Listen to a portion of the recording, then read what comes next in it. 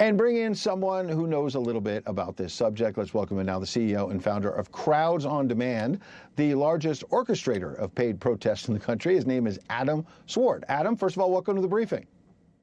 Ed, thanks so much for having me on. Who do you think is behind? Let's start with the Tesla protests. Are they really protests? Are they orchestrated? Elon's asking the question, who's funding all this? I think you first have to follow the money. And if you think about it, there have been many, many attempts by short sellers, that's people who make money when the stock goes down, to try to take down Elon Musk. Now they see an opportunity. These people have lost billions and billions betting against Elon Musk over the past 10 plus years that he has led Tesla. They see an opportunity now with Musk's involvement with the Trump administration to finally deal a deadly blow to Tesla through boycotts and now through political violence, potentially an intimidation. And I suspect if you follow the money, a lot of the organization is coming from people with money on the line in regards to Tesla.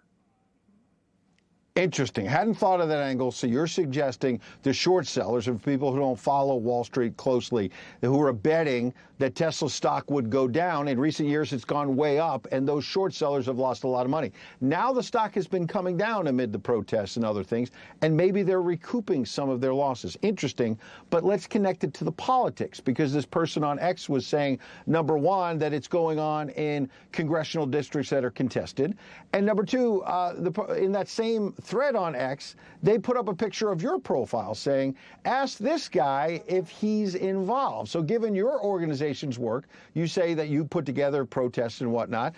What do you know? What are you doing, if anything, on this? We're not involved in this matter. First of all, our organization only undertakes legal protests. So anything that would involve any sort of law breaking, and particularly any sort of violence, would in no way be something that we condone or do.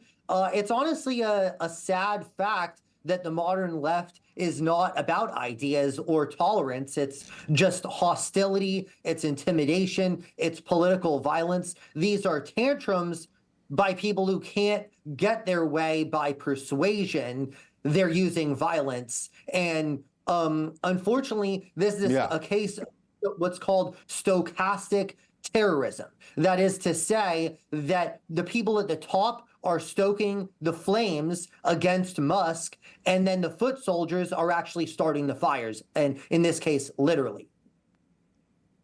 Got it. I'm glad you cleared that up. So you get behind actual protests. You don't get behind the fake stuff that we may be seeing and that may have darker motives with short sellers and Tesla and all that. What about, in the final minute we have, the congressional protests we're seeing? Various town hall meetings with Republican lawmakers that support President Trump. We're seeing people show up and say, we hate Trump, we hate Musk, we don't like Doge, when the polls suggest people really like Doge. They really like the swamp being drained. What do you think is really happening with these quote-unquote protests of Republicans and their town hall meetings? Well, I think it's a challenge right now because you're not seeing a lot of buyer's remorse among people who voted for Trump, and that includes people who voted for Biden in 2020 or maybe Hillary in 2016. Okay. These are, for even among first-time Republican voters, you're not seeing it. And in regards to the protests at the town hall meetings, I think it's a smart strategy if there are groups that are protesting in contested seats, because these are this is where you can actually make a difference. It's with the House almost. All right. It's actually quite a smart strategy. Okay, if it's real. Yeah, we'll see if they turn out to be real or not. Adam Swart, thank you.